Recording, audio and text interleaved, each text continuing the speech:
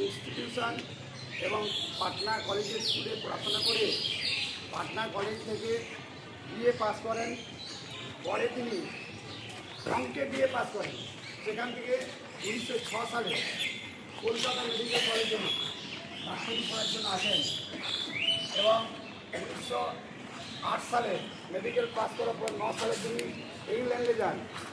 সেখানে ডাক্তারি পড়াচ্ছেন এফআরসিএস এমআরসিপি করার জন্য।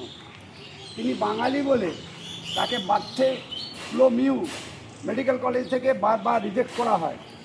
হঠাৎ করে একজন রোগী আসে, সেই রোগী তিনি বসে থাকেন স্ট্যান্ড বাই, 30 বার দরখাস্ত দিয়েছেন, প্রত্যেকবার রিজেক্ট হয়েছে।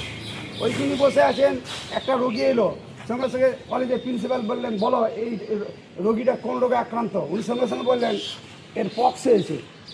এবং সেই কলেজের প্রিন্সিপাল বললেন যে এর মতো ট্যালেন্টেড ছেলে যদি এই কলেজে থাকে তাহলে এই কলেজের অনেক গৌরব বৃদ্ধি পাবে। সঙ্গে সঙ্গে তাকে সেখানে অ্যাডমিশন করা হলো এবং 2 বছরের মধ্যে তিনি এফআরসিএস এবং এমআরসিপি কমপ্লিট করে 1911 সালে সেখান থেকে কলকাতায় ফিরে এলেন এবং কলকাতা মেডিকেল কলেজ এবং নীলরতন সরকার যাকে বলা হচ্ছে আরজি কল, সেই কলেজে তিনি শিক্ষকতা করেছেন, চিকিৎসক হিসেবেও কাজ করেছেন। এবং 1931 সালে যখন গান্ধীজি লবণ আইন অমান্য আন্দোলনে ডাক দিলেন, তিনি তাতে যোগদান করে কারাবরণ করলেন।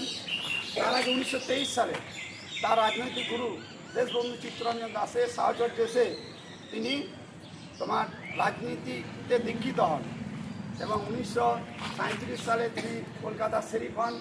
তারপর যেন 1942 সালে তিনি কলকাতা বিশ্ববিদ্যালয়ের উপাচার্য হয়েছিলেন এবং তারপর আস্তে আস্তে তিনি 1947 সালে কলকাতা বিশ্ববিদ্যালয় থেকেই তিনি আইনসভায় মনোনীত হন সদস্য এবং সুরেন্দ্রনাথ বন্দ্যোপাধ্যায়কে তিনি ভোটে পরাজিত করেন। এবং 1948-এ তোমরা জানো যে 1948-এর 14ই জানুয়ারি থেকে 1962 1 জুলাই পর্যন্ত দীর্ঘ 14 বছর পশ্চিমবাংলার মুখ্যমন্ত্রী পদে তিনি আসীন ছিলেন এবং দক্ষতার সঙ্গে তিনি পশ্চিমবাংলার উন্নতির জন্য সর্বাত্মক উন্নতির জন্য তিনি চেষ্টা করেছেন। এবং বিধাননগর বলো, হরিণঘাটা গুরুত্ব প্রকল্প বলো, পরিবহন নিগম বলো, দুর্গাপুর বার্নপুর শিল্প স্থাপন বলো, চিত্তরঞ্জন লোকোমোটিভ বলো বা সমস্ত স্থাপনা তারই আমলে হয়েছিল।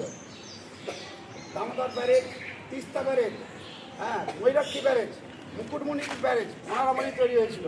তাহলে এই এত উন্নতি করার জন্য তাকে নববাংলার উপকার বলা হয়। এবং সবচেয়ে বড় কথা যে নিজে দপ্তরে কাজ করতে করতে তিনি মারা যান এবং এমন একজন মুখ্যমন্ত্রী যে যিনি বাংলাকে গর্বিত করেছেন, বাংলাদেশকে সমৃদ্ধশালী করেছেন, সেজন্য তাকে নববাংলার রূপকার বলা হতো। 1862 সালে 1 জুলাই যেদিনই জন্ম সেদিনই তিনি মৃত্যুবরণ করেন।